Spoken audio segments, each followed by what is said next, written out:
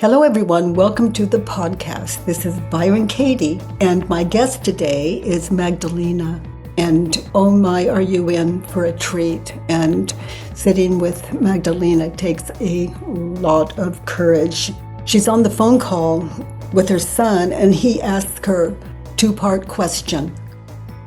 And she goes into what turns out to be trauma.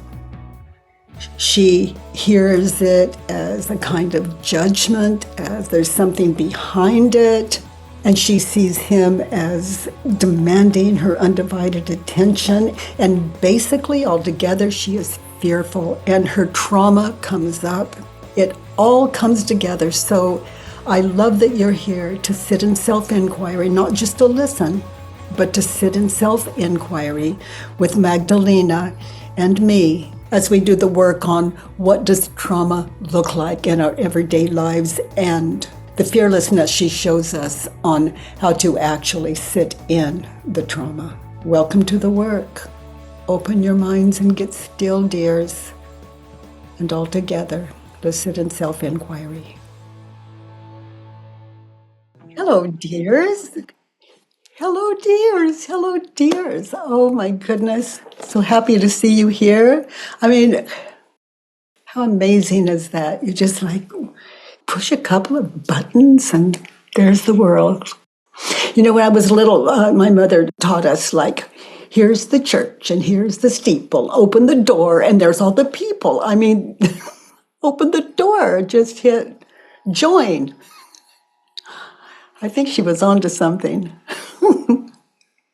And this is like church by some definition. It's where we tap into what's beautiful. What's beautiful? What is wisdom? What is undeniable? Others could deny what we're thinking and believing, but we're at home in ourselves and our minds are open and we're not preaching and teaching. This is the way. We're just living it. Oh, I love that so much. No one to change, nothing to do, and it doesn't mean I don't try occasionally. Stephen, you left the milk out. Maybe he'll get a clue. Teaching, how subtle. Yeah, but I'm in the right. And he should have and didn't, and really? Notice, where are you teaching, other than through example? In my life, actually, I just put the milk back in the fridge.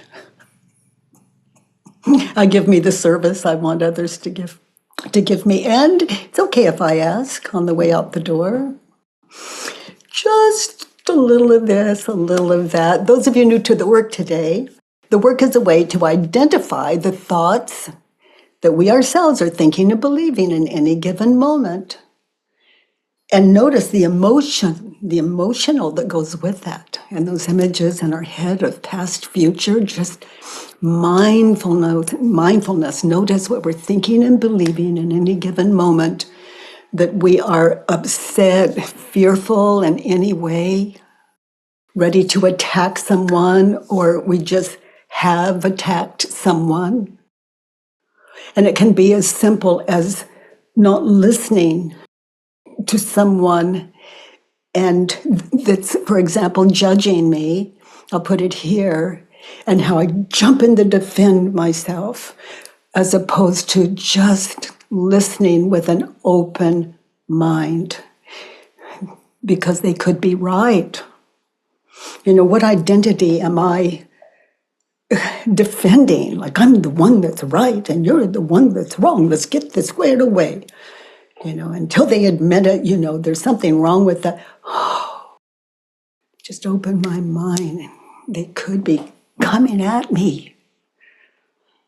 Something really valuable that I could use. And that judgment. Oh, dears. Magdalena, you have a Judge Your Neighbor worksheet? Yes, I wrote a worksheet about my son. Oh, on yourself?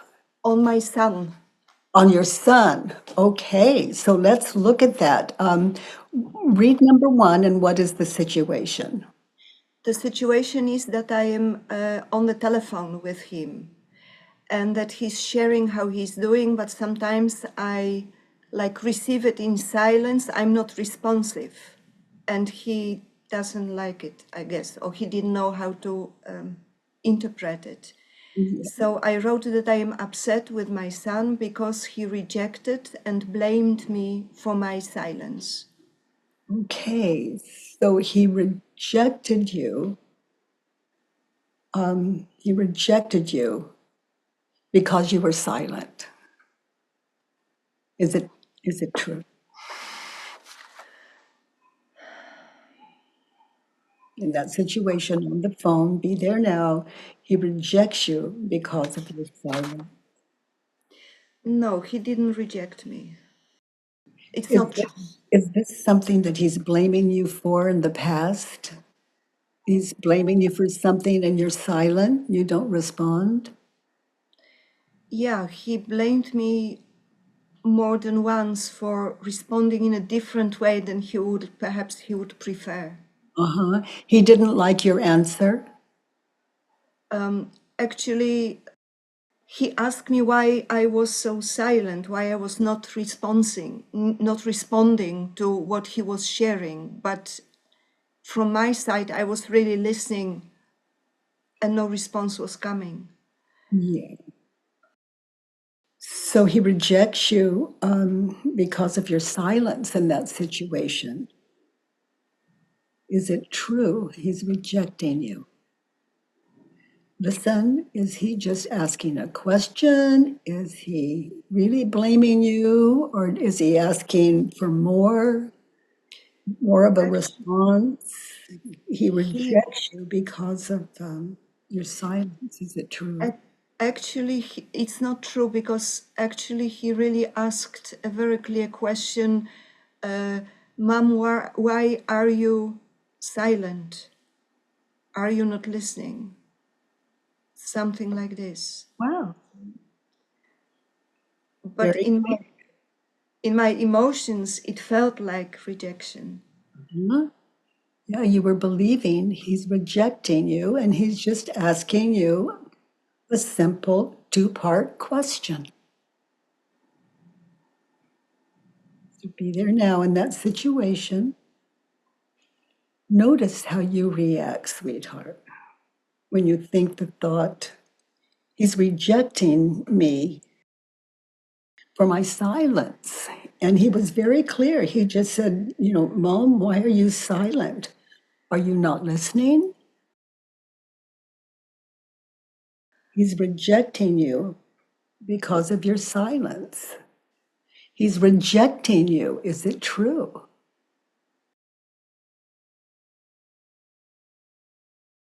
He's No, asking, yeah, he's simply asking you a question, and your ego took that question and took it way out of context.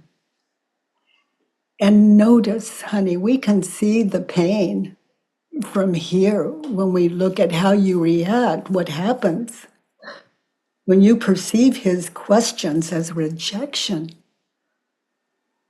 He's asking you questions. That is the opposite of rejection. He's inviting you to respond.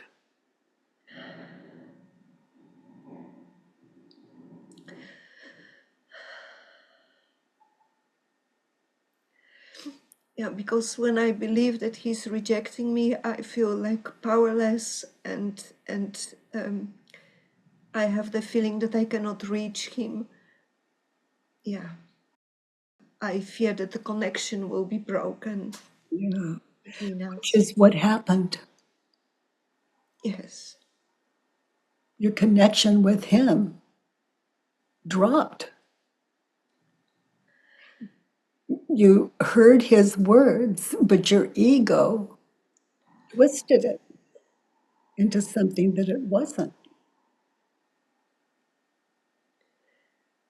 It is so true what you are saying.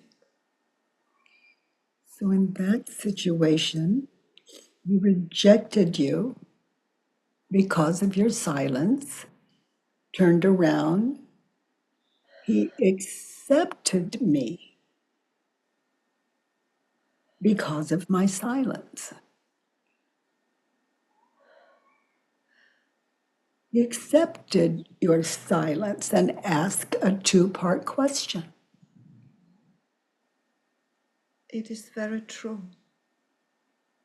Because he could also cut me off by not saying anything. But he just wanted to know, why are you silent, Mom? And are you not listening? And your answer would be,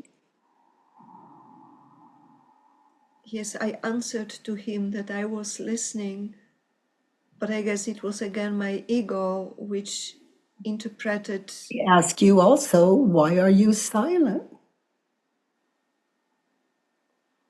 And what is the answer? Why are you silent?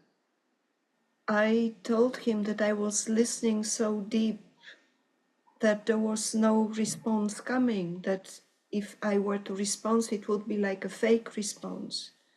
Except you had the answer.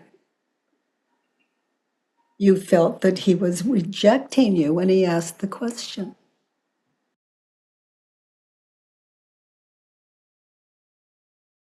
He asked a two-part. This is true. I was not aware that this reaction of the ego happened before my answer.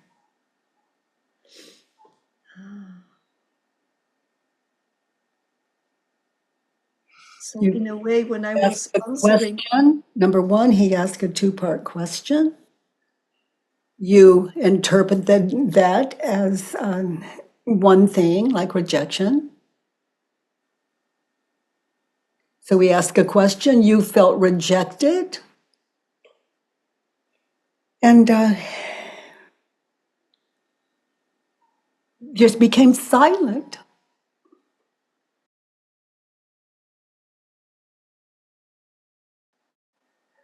I mean, I was silent before, and I noticed that sometimes when I'm speaking with friends, when I'm really listening, I get very silent. So he's not the first one who is responding like this to my silence. Yeah. Wow. This is a beautiful thing to share with him. He's your son. You might say something like that. When people ask me questions, they're the most innocent questions. And sometimes I just go into this kind of rejection thing and I get really silent because I don't know how to respond. So I share this with you so that when I go silent, maybe you can be more patient with me than I am patient with me.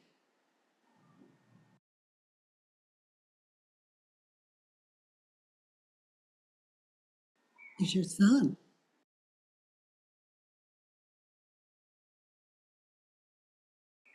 He wants to know, why are you silent?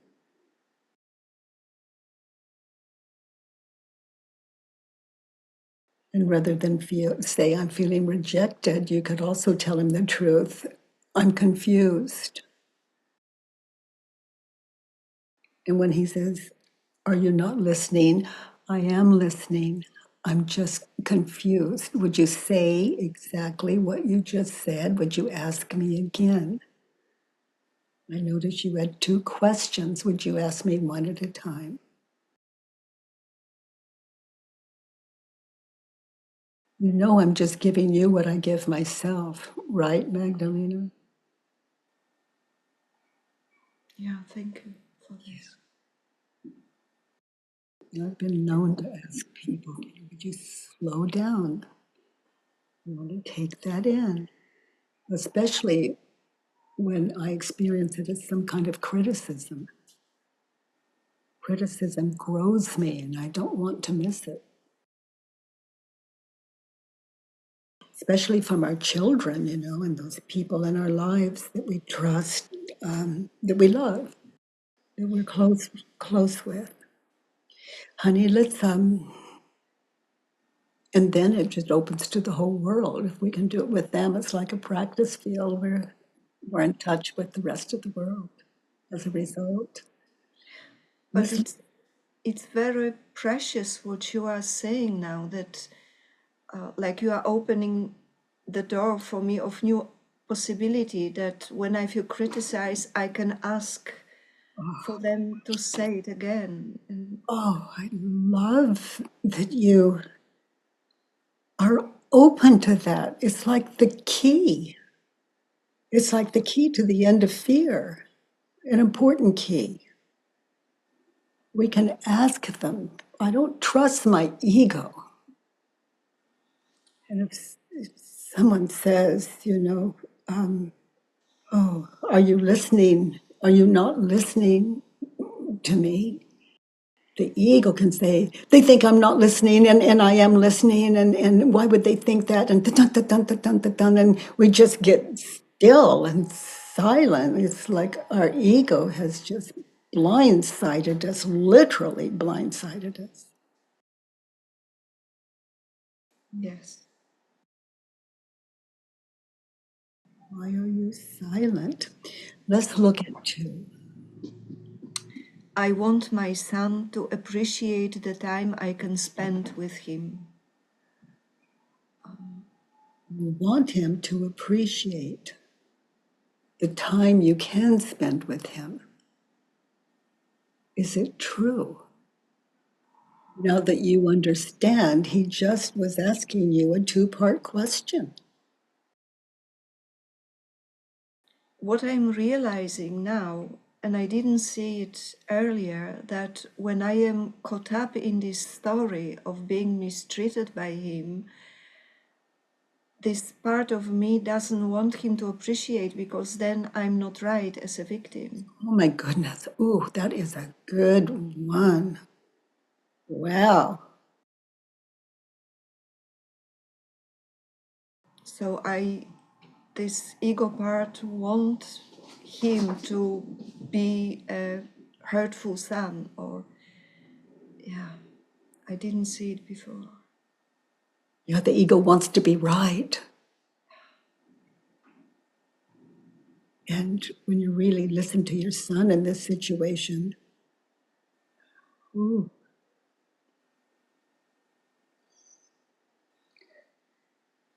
you want him to appreciate the time that you can spend with him. Notice in that situation when you misperceive his questions, how you treat him, how you react, what happens when you think the thought, I want him to appreciate the time I can spend with him. And you're I just withdraw. in a whole other trance, not even in the conversation, really. I withdraw. I disconnect. I like survive the rest of the conversation, but in a way, I'm not connected. I'm not open. I'm not really available. Oh, sweetie. Okay, so how would you turn that around? I want him to appreciate the time I can spend with him. Turn that around. I want me to appreciate it. That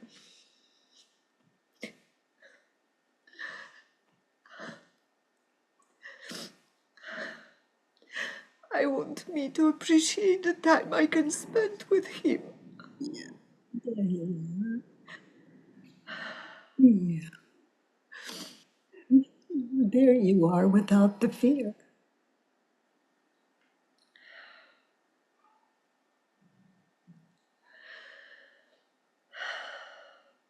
Without the fear of him calling you on your inability to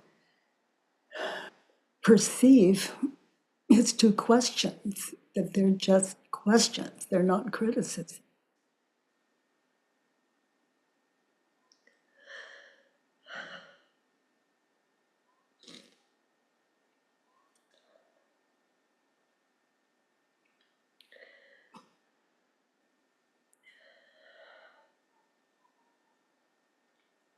Here's an interesting one for you, Magdalena. I want him to appreciate the time I can spend with him in that situation when I'm misperceiving. I don't want him to? Oh, yeah. I don't want him to appreciate the time I can spend with him because You're seeing him as some kind of, you're seeing him as someone who would just poke you in vulnerable places,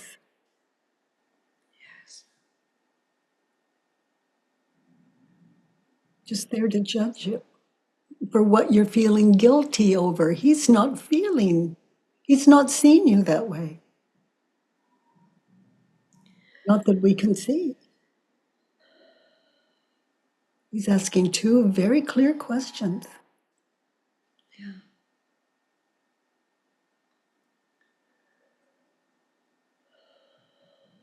I want me to appreciate. I want me to appreciate the time I can spend with myself. In that situation, and listen to him closely. Be with yourself, not in his business, other than just hearing his two questions. Why are you silent? Are you not listening?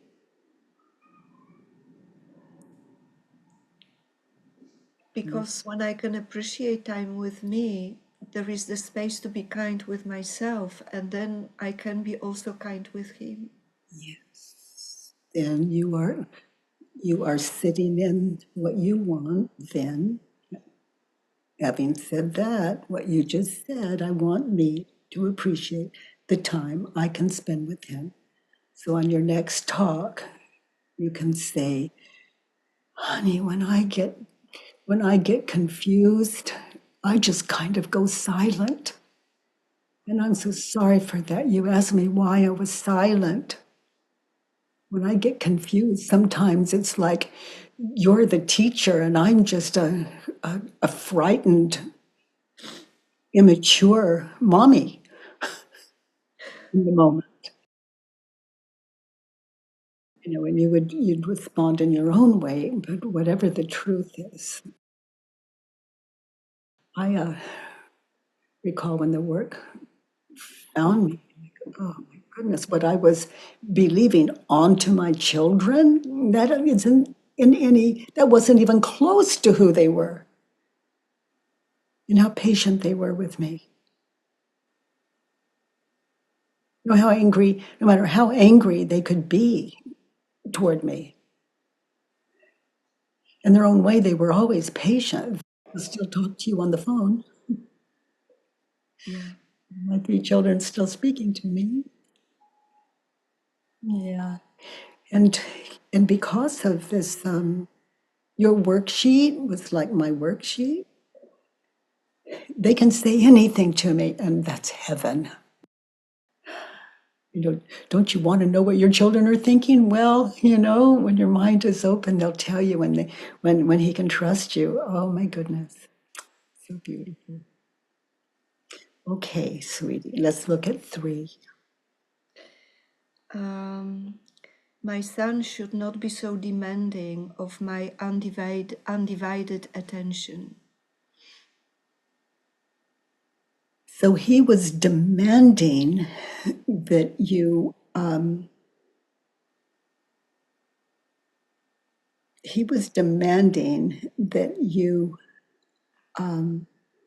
tell him why you're silent and why you're not responding.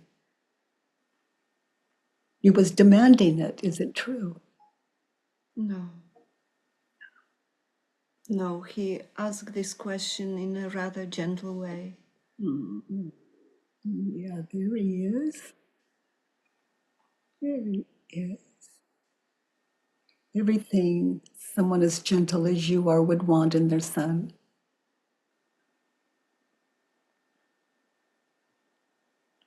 To be gentle and to ask you just 2 questions that are gentle. and waking you up. My children push my buttons to wake me up. You shouldn't be so demanding of my undivided attention. Your attention was undivided, is it true? No, it wasn't. And I also said to him openly, and I think my ego was afraid to be judged because of this. And I guess this is why I got defensive, at least here. He shouldn't be so demanding of my undivided attention. He should be.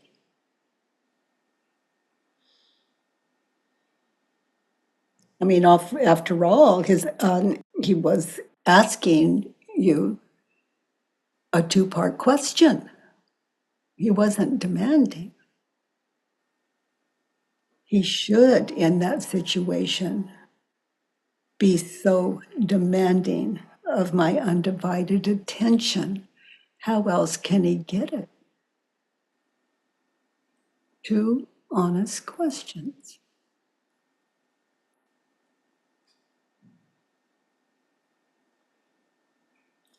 And this, I can also now see that this also helps me to be really present with him in the time that we have together, because it's not much. Yes, it can give you like this fearless conversation.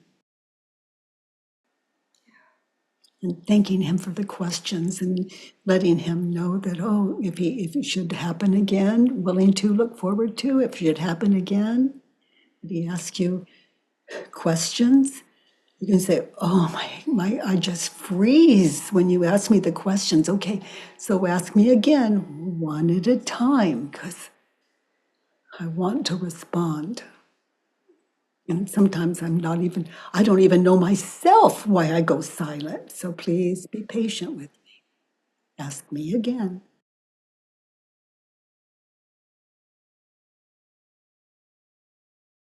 And then you look to yourself, because there's the answer. I perceived you were being unkind, and now I can see that your questions were not, that they were loving and caring about my welfare and wanting to know where do I go when I just get silent in response to questions that you ask me that I think are so personal. No, they're not. That's your son.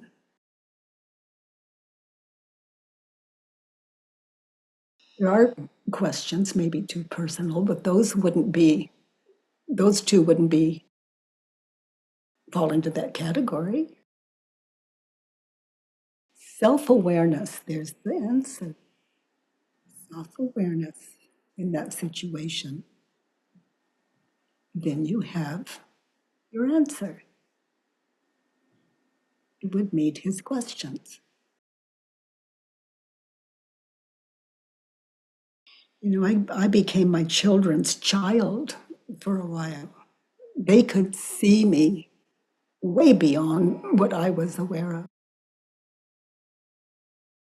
But I can't heal what I'm unaware of. That's why our children are so valuable, or the people in our lives that, our friends and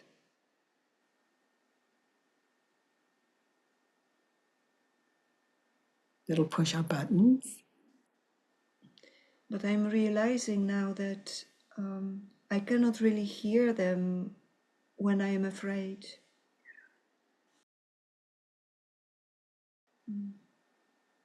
When you were growing up, did someone demand answers from you that frightened you?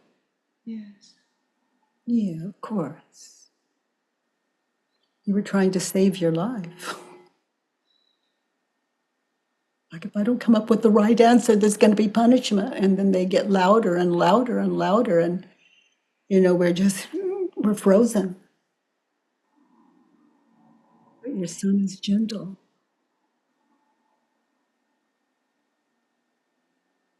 And he's asking, he's not demanding. This is true.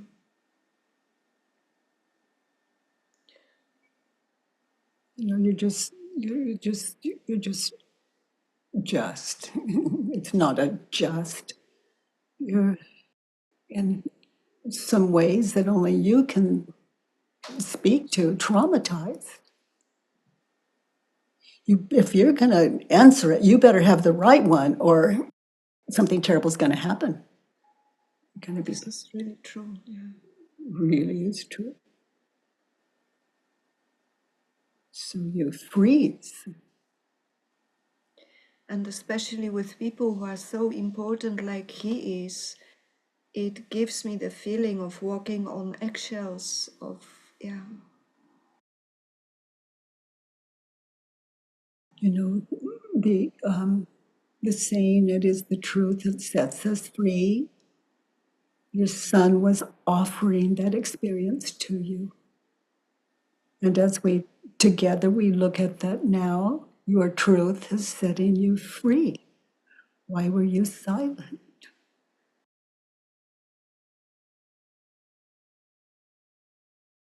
He wasn't demanding.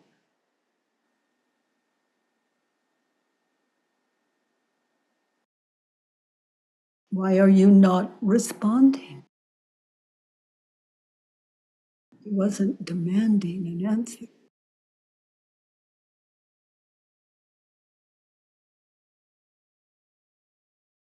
And there are things, and I don't know if you're up for that, but there are things, there are truths you can share with your son when he asks questions like, oh, why do you go silent? And why are you not responding to my question? You can say, as I was growing up, I was so afraid of being punished that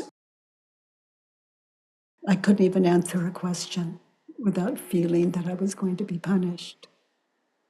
And those wouldn't be in my words. These will show up in your worksheets as you do the work on those people or that person that you feared growing up. Worksheets, another worksheet, another worksheet, another worksheet. I don't know another way to break trauma. I mean, to authentically know the cause of trauma and how to end it. That's something only you can give you. And it takes a lot of courage to go back into those situations. A lot of courage.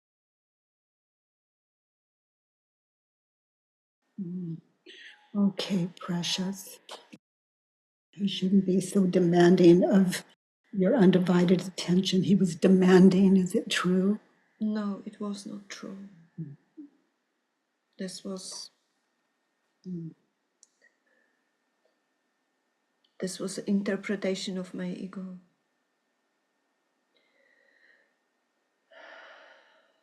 He shouldn't be so demanding of my undivided attention. I shouldn't be so demanding of my divided attention.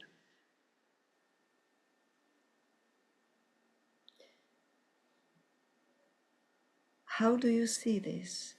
I see that he was asking a two-part question, and you were back there in that little girl, terrified. And you don't even know you're there. The ego's tricky. But we're looking for the cause of fear. We identify it, and there it is. We see it when we're really sitting in these questions.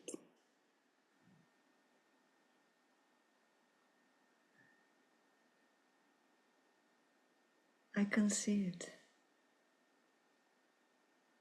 You better answer. You better answer quickly, and you better have the right answer. And if you don't, there's punishment. And if you do, there's punishment. If you don't get it right, there's punishment.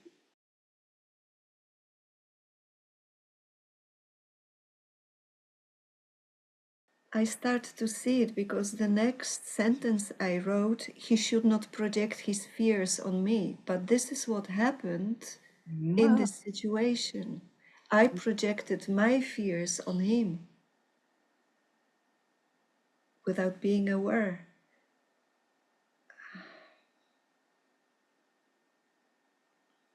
This is the great truth to share with him in those short times you have together. And ask him, you asked me two simple questions, and I was projecting my fears as to how you'd respond. I was projecting my fears onto you.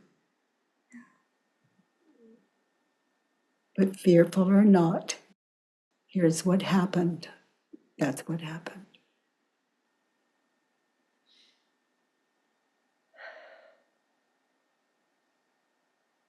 And sometimes when you were quiet, you were punished anyway. But what I respect is growing up like that. Thank you for taking care of yourself.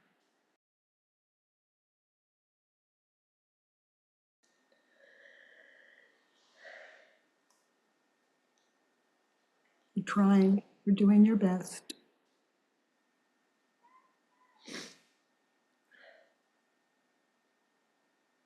You know, trauma is like, in cases for some of us when we were little, like rather than try to find the right answer, we're trying to find the one that will lead to the least amount of punishment. That's trauma. So your son asks you a question, and it just makes sense that you would just blank, perceive it as a trick. His questions as a trick. Yeah.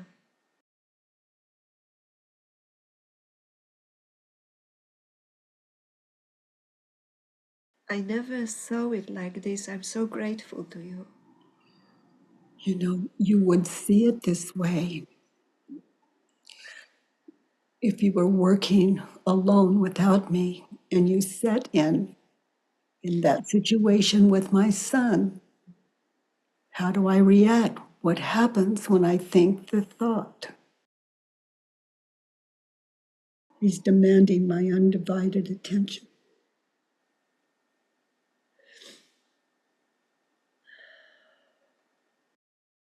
That you freeze. Now that I am more clear, I feel fear and fear of being wrong. Yeah. Fear and terror. Yes. And sometimes even when you got it right, Yes. you weren't necessarily, you didn't necessarily escape.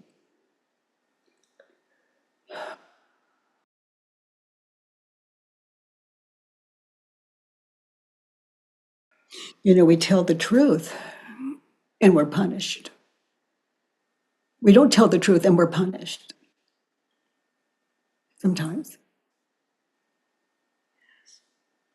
when we're little and we're living with someone that we're frightened of.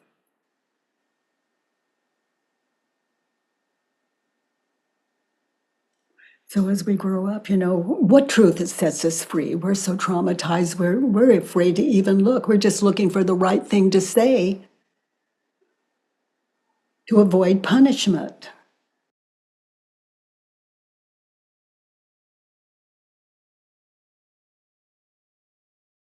You know, just how can we expect it to go inside and look at the truth? You know, when I say, you know, it takes a lot of courage to do this work, that's what I'm talking about, Magdalena. A lot of courage. When we sit in how do you react, how do I react? I believe the thought sometimes you can smell it, taste it, see it, feel the tear. It's how do I react in that situation? That's just, and those questions allow us to stay anchored where we are. As we look back at then, And when your son was asking you that questions, those things were in your head. That past was in your head, and all of you. When you said, and how do I react when I believe the thought? You don't need me to show you that. You need stillness. You need to take the question seriously and be open to whatever shows up.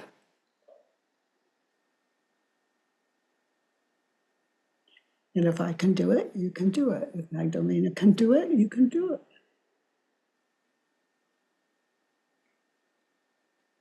It's a big ask, and it's nothing you have to do. It's just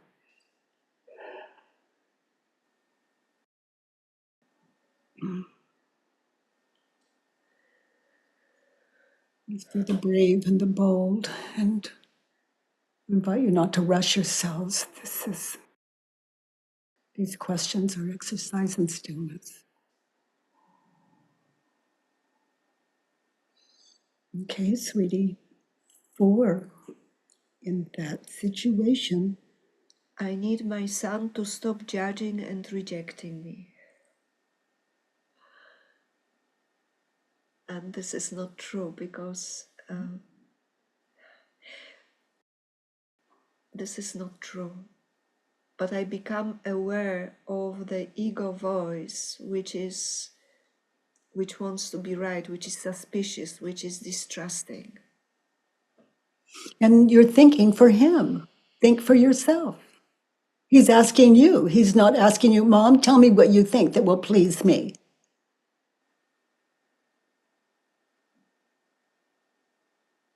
He's asking his mother.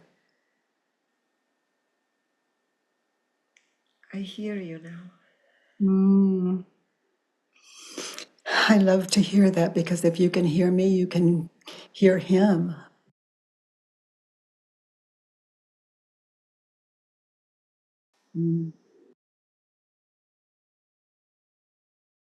He is, you need him to stop judging and rejecting you. He was judging and rejecting you. Is it true that he was judging and rejecting you?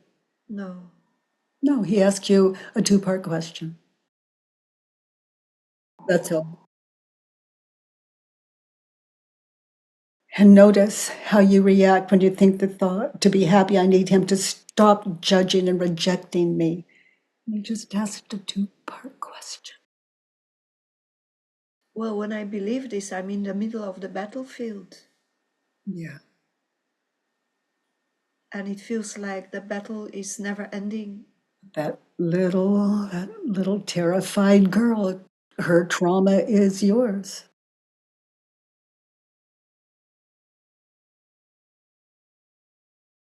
But you can save her. You can go back, save her. To save her is to save yourself.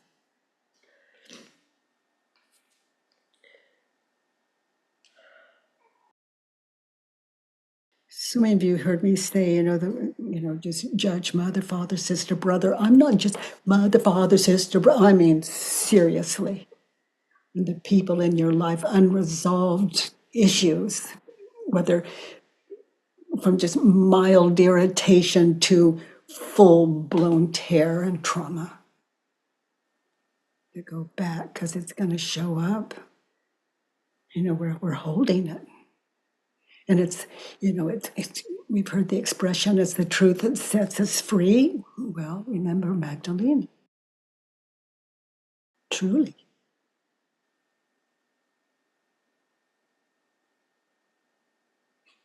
So he is judging and rejecting you. Is it true? No. No. So to be happy, you need him to stop judging and rejecting you. That's like saying, to be happy, I need him to never question me again on anything, which is what the little girl wanted.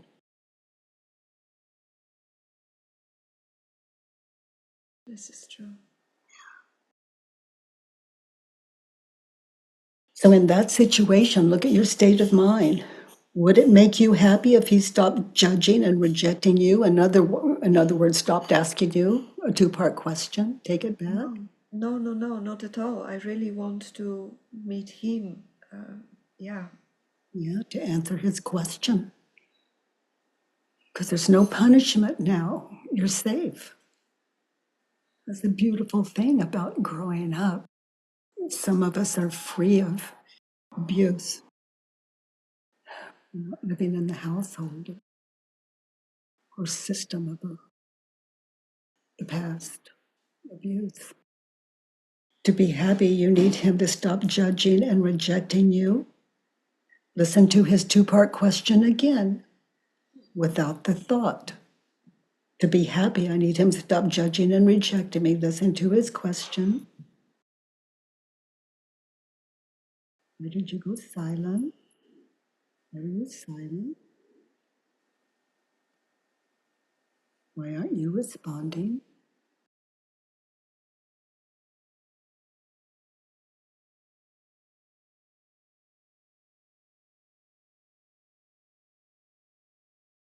When I see this situation now, I just see his love and care.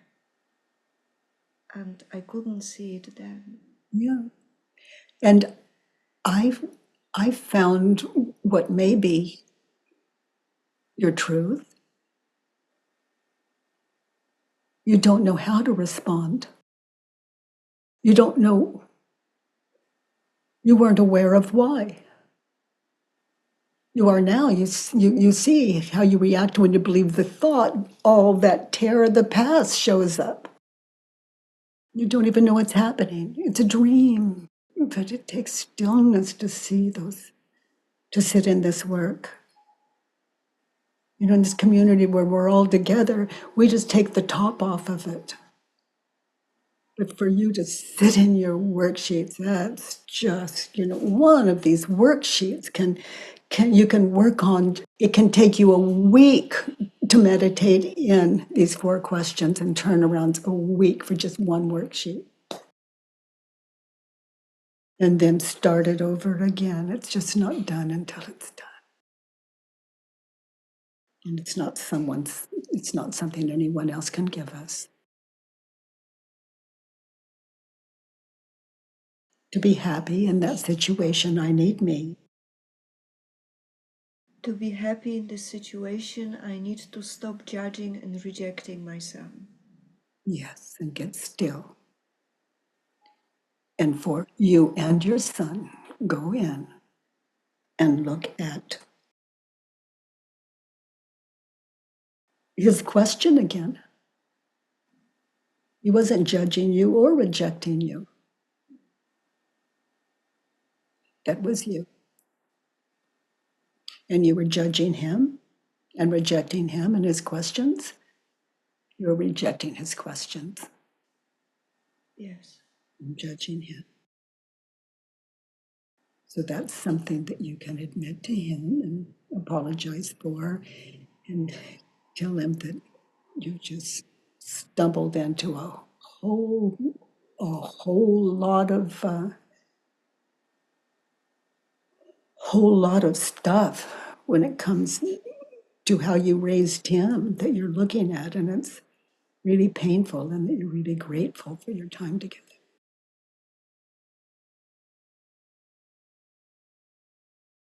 Sweetie, let's look at 5. My son is prejudiced, fearful, suspicious, has a fragile trust. He's sometimes hurtful with words. He's too self-centered, judgmental of me, lost, arrogant. So he was suspicious of you. Is it true? Be there now. Listen to his question.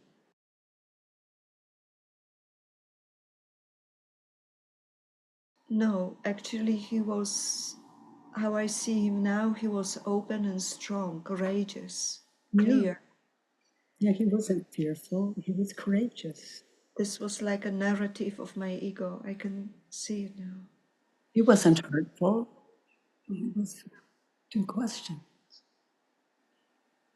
He wasn't self-centered. He was referring to you.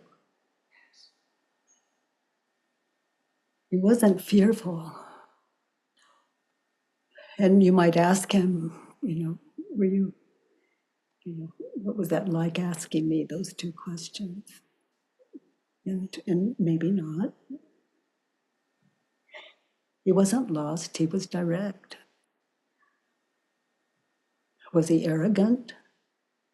No, but this was like a projection. I couldn't resist. Yeah, so he was, yeah. Okay, so in that situation, when you consider what was going on in your head that you were unaware of, other than the emotional, that's how you all know that stuff in the past, it's like in this situation, that's how you know it's going on. Someone asks you a question and you're fearful, and you look back at what you're thinking and believing later from a worksheet, you can see the cause of your lack of clarity. Fear. Everything from mild irritation to horror, that's fear all the way, the full spectrum. So in that situation, when he has that two-part question, I was prejudiced, fearful, suspicious. I had fragile trust.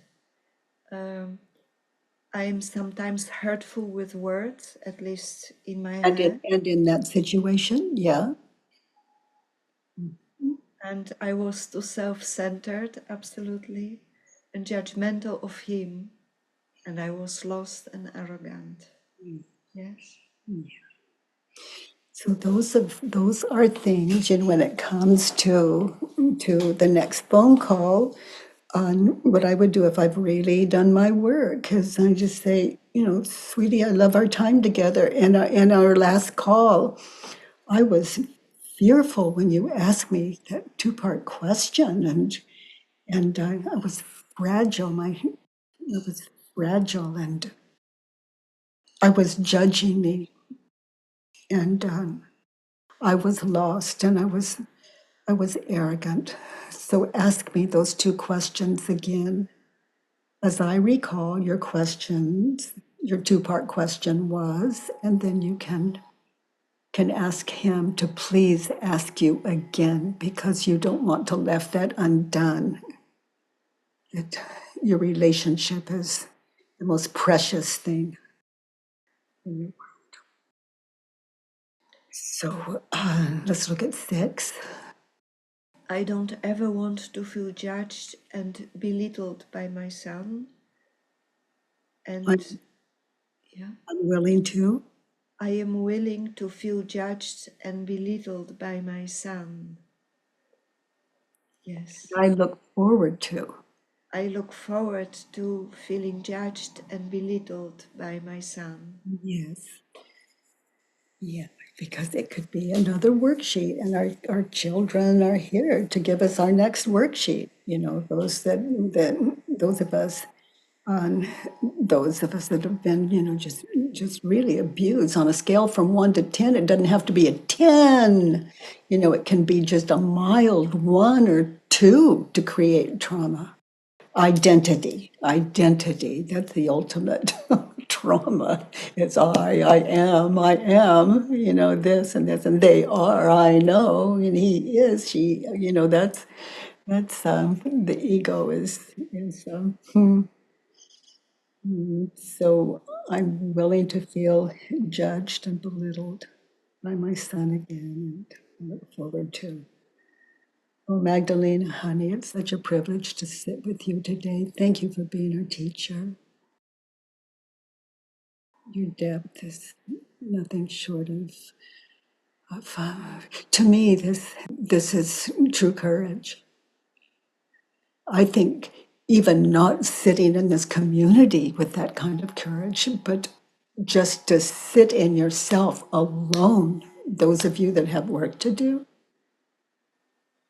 the courage to sit alone in your worksheet, in these 4 questions, and turn around and say, yeah,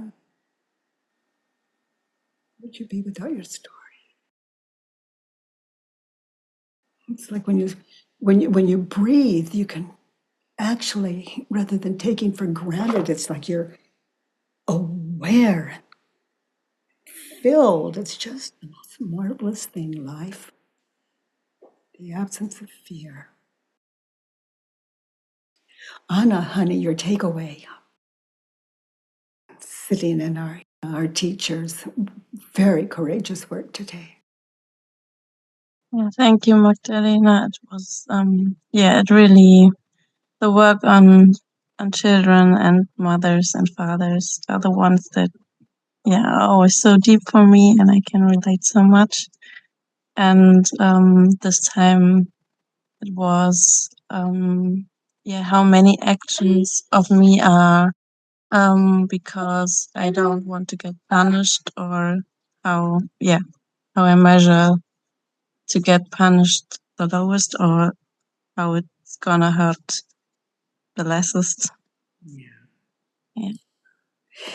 Some of us were teased in school when we were little, and it was so traumatic that we think, oh, I didn't, my work's not as important as Magdalena's. No, pain is pain. And the way people tease us on the playground, we do everything to hide that with our personality and our clothes and our shoes and our attitudes and everything from our hair to, from head to toe, and the way we move our shoulders and our hands, and we don't even know why. We just think, oh, that's me. And in one respect, that's true. In another respect, it's not. But and the frustration when I don't can make it right for everyone. It's not possible. So it's really frustrating because I try so hard. Yeah, and then we try harder, or we become just so discouraged we quit, and then we start overthinking. Oh, I better shower and dress, then I'll feel better. Yes, get my gear back on, get my, and that's not right or wrong. It's just that so much of our motives, the motives we hold in life, fall away, and we're doing the same thing, but the motives are gone. And and it's a guilt-free life. And then if we say or do something that we feel guilty over, we have self-inquiry. Yes, I'm really looking forward to it. Yeah. Thank you, Anna. Thank you, Magdalena and Kate. Oh, yes. I love you, community. and Magdalena, honey, thank you again for your courage and for being our teacher today. I loved sitting with you so much. I love you've survived. And every time you do this work, that the fearful you dies away, and you get to see truly who you really are.